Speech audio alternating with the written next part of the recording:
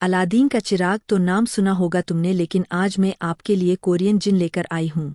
आज मैं एक्सप्लेन करूंगी जीनी मेक अ विश के एपिसोड 1 को। यह है एक ऐसे जीनी की कहानी जो सदियों से अपने मास्टर का इंतजार कर रहा है। इसका नाम है इब्लिस। बहुत समय पहले सभी जनीस को अपनी ताकत पर बहुत ज्यादा घमंड हो जाता है और वह ऊपर वाले से बगावत कर लेते हैं और एक बहुत बड़ी जंग छिड़ जाती है। वहाँ एंट्स जनीस को हरा देते हैं और बहुत सारे जनीस मर जाते हैं। जंग में सिर्फ कुछ जनीस बचे थे। उनमें से था इब्लिस। उसको सजा के तौर पर नर्क के सबसे डरावने हिस्से में बंद कर दिया जाता है। फिर ऊपर वाले ने इंसानों को मिट्टी से बनाया और कहा सभी एंट्स और बचे हुए जनीस को इंसान के सामने झुकने के लिए। इब्लिस इनकार कर देता है। वो कहता है, ऊपर वाले एक मौका दे दे मुझे, मैं तुझे साबित करके दिखाऊंगा यह इंसान सिर्फ लालची और धोखेबाज है। ऊपर वाला इब्लीस को एक मौका देता है, लेकिन एक शर्त पर। अगर तुम्हें एक अच्छा इंसान मिला जो दूसरों की मदद करना चाहता है, तो इब्लिस तुम्हें नर्क के ऐसे खोने में बंद कर दिया जाएगा जहां से कभी वापस नहीं आ पाओगे। फिर हम देखते हैं इब्लिस को जो भी इंसान मिलता है वो उसकी सभी इच्छाएं पूरी करता है। कभी किसी ने कुछ अच्छा नहीं मांगा, बस सब बर्बाद ही हुआ जब किसी की इच्छा पूरी हुई। इब्लिस अब एक चिराग में रहने लगता है और जो उसे ढूंढता है वह उसको 3 इच्छाएं देता है। इस तरह उसको लालची इंसानों को ढूंढना नहीं पड़ता। इब्लिस बुरी इच्छाएं पूरी करता रहता है, लेकिन एक बार उसको एक ऐसी छोटी लड़की मिलती है जो दूसरों के लिए इच्छा करती है। सज्जा के तौर पर इब्लिस को चिराग में कैद कर दिया जाता है। इब्लिस कहता है, लड़की जब मैं यहाँ से बाहर आऊंगा तुम्हें छोड़ूंगा नहीं। फिर हम मिलते हैं अपनी हीरोइन कायांग से जो ऑटिस्टिक है, मतलब उसको इमोशंस फील नहीं होते हैं। उसको दूसरों को मारना अच्छा लगता है।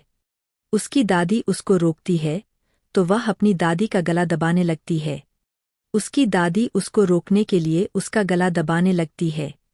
कायांग कहती है, छोड़ो मुझे दर्द हो रहा है।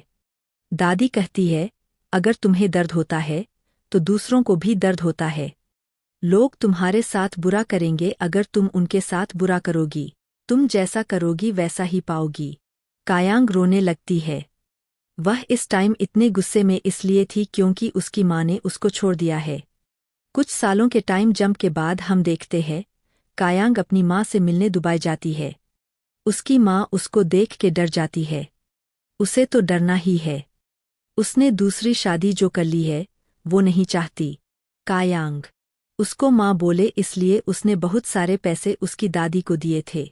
कायांग अपनी माँ को कहती है, अब दोबारा मेरी दादी से कांटेक्ट करके उनको परेशान ना करना। जो भीख तुमने दी उसको खचुंबर बना के फेंक दिया है। और कायांग को तो इतना गुस्सा आ रहा होता है, वह तो उसको मार ही डालना चाहती थी। अगर तुम बाज ना आई तो तुम्हारा भी पैसे के जैसे हाल हो जाएगा। फिर कायांग एक टूर पर चली जाती है और दुबई के डेजर्ट में ट्रैवल करती है।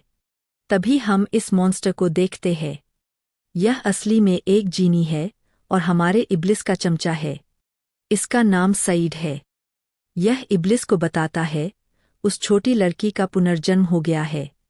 फिर इब्लिस कहता है, वह जहाँ कहीं भी हो उसको नहीं छोड़ूंगा, यहाँ से बाहर बस मुझे आने दो।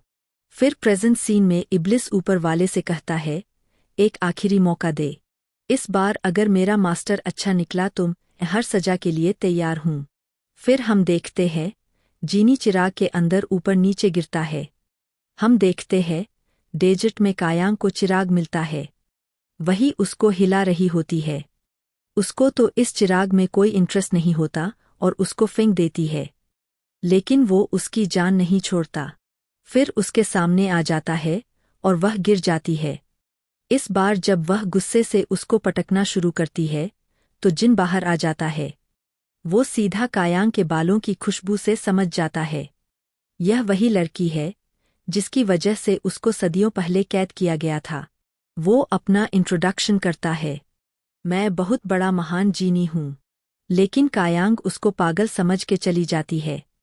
इब्लिस उसके पीछे जाने लगता है, लेकिन उसके बाल इतने बड़े होते हैं कि वो गिर जाता है। फिर हम देखते हैं जब कायांग होटल जाती है तो इब्लिस वहां भी आ जाता है। वो कायांग को बहुत परेशान करता है।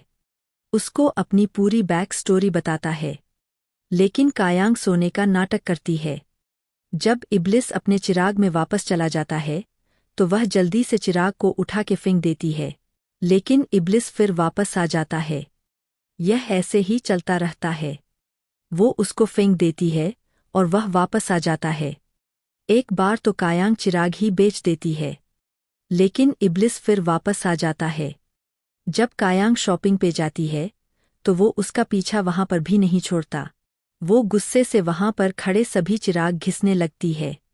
शायद कोई नया जीनी निकल आए और इस पागल से जान छूट जाए उसकी। जीनी निकलता तो है, लेकिन वो इब्लिस ही होता है। कायांग गुस्से से आग बबूला हो जाती है। वो एक जोरदार चांटा मारती है इब्लिस को, लेकिन वो तो उसको लेकर उड़ने लगता है और उसको एक टावर पर ले जाता है। कायांग का गुस्सा तो अभी तक नहीं खत्म होता। तुम तो जानते हो उसको दूसरों को मारना अच्छा लगता है। वो इब्लिस को टावर से नीचे फेंक देती है, लेकिन वो तो जीनी है। वापस ऊपर आ जाता है। वो इस बार बहुत गुस्से में होता है और कहता है, अगर तुम चाहती हो तुम्हारी जान छोड़ूं तो जल्दी से 3 इच्छाएं मांगो। कायांग कहती है, तुम्हें इससे क्या मिलेगा? इब्लिस कहता है, मैं आजाद हो जाऊंगा और फिर मैं तुम्हें मार के अपना बदला ले सकता हूँ। कायांग कहती है, फिर तो मैंने कुछ नहीं मांगना तुम्हारे से। इब्लिस तो गुस्से में कायांग को गर्दन से उठा लेता है और उसका गला दबाने लगता है, और यहीं पर यह धमाकेदार एपिसोड खत्म होता है। अगर तुमने सब्सक्राइब नहीं किया तो जल्दी से चैनल को सब्सक्राइब और वीडियो को लाइक करो।